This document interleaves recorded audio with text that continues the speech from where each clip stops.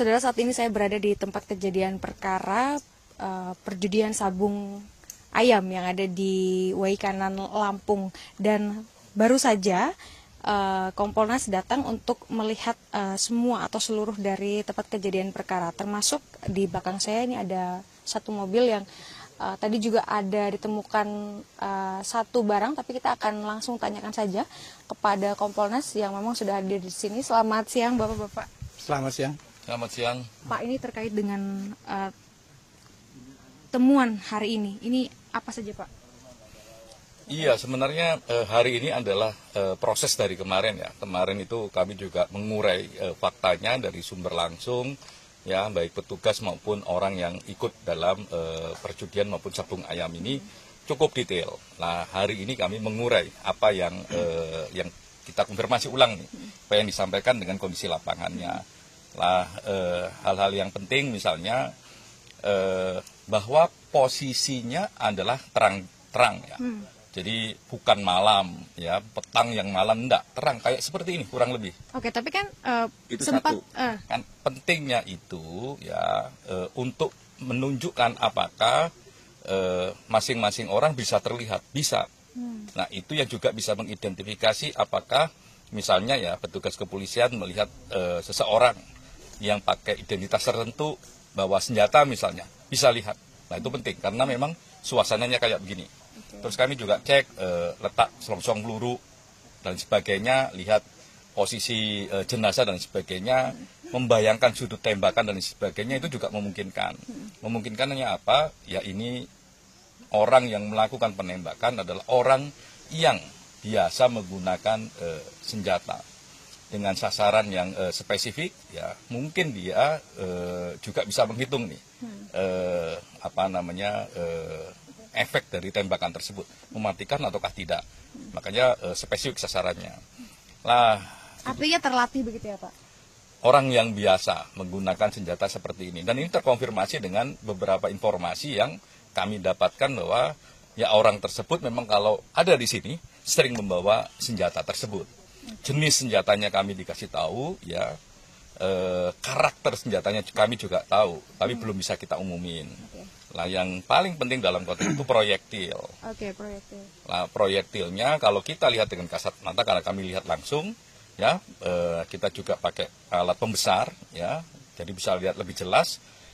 Itu kalau dalam ilmu balistik ya, metalurgi balistik dan sebagainya, itu memungkinkan atau sangat potensial ya itu muncul dari larasnya senjata pabrikan.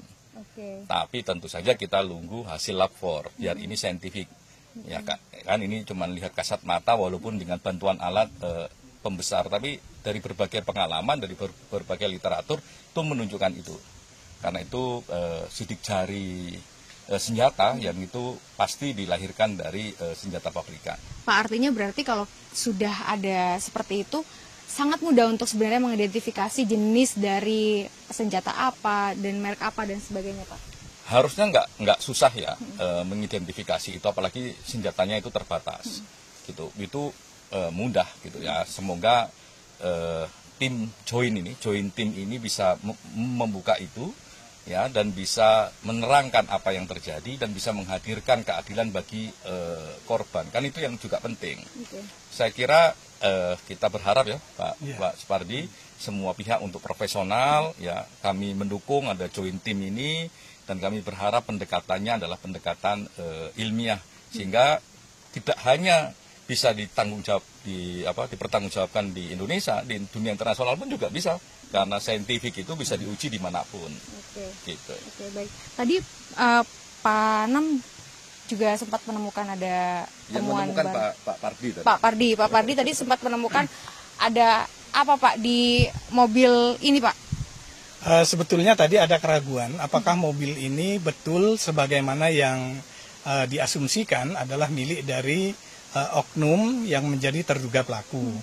Nah, kami kemudian secara hati-hati melihat setiap detail yang ada di mobil ini untuk menemukan semacam alat untuk mengidentifikasi dan mengkorelasikan bahwa mobil ini memang milik dari yang bersangkutan atau digunakan oleh terduga pelaku tersebut. Dan kami kemudian menemukan satu bekas paket kiriman kilat, dan kemudian di situ ada identitas dari penerimanya, dan penerimanya adalah identik dengan oknum terduga pelaku yang diasumsikan memiliki kendaraan ini. Kurang lebih. Berarti tadi ditemukannya juga di mobil ini ya Pak ya? Betul, di dalam mobil ini. Oke, berarti untuk selanjutnya ini akan seperti apa Pak?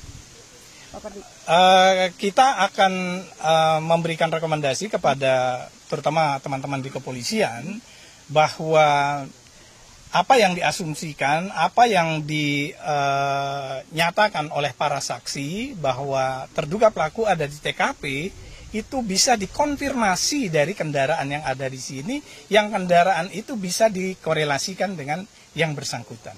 Oke, baik. Berarti nanti kita akan tunggu bagaimana selanjutnya dari pihak kepolisian setelah rekomendasi dari Kompolnas sudah diserahkan begitu ya Pak ya? Iya, setelah kami rangkai semuanya, kita lihat hasil kami, bikin standing laporan, kami dalami dengan berbagai pendekatan teori, ya, misalnya kayak tadi yang soal balistik tadi, soal sidik jari, peluru dan sebagainya, meyakinkan itu, baru kami akan rumuskan rekomendasi.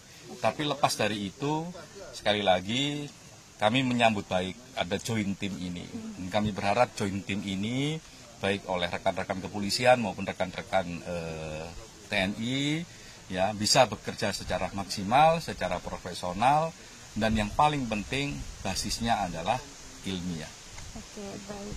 Ini juga pastinya masyarakat menunggu terkait dengan hasil ini pastinya secara transparan gitu ya Pak, semua bisa diselesaikan. Prosesnya baik, prosesnya juga transparan, hasilnya akuntabel. Oke, baik. Baik, terima kasih Pak Anab dan juga Pak Pardi atas waktunya bersama Kompas TV.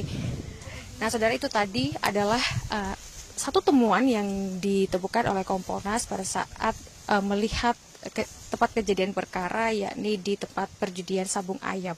Sudah ada satu yang ditemukan dan nanti Kompolnas akan merekomendasikan atau merumuskan lalu merekomendasikannya ke polisi, dan nanti kita akan lihat hasilnya bersama. Abel Insani, Julian Fernando, Kompas TV, Lampung.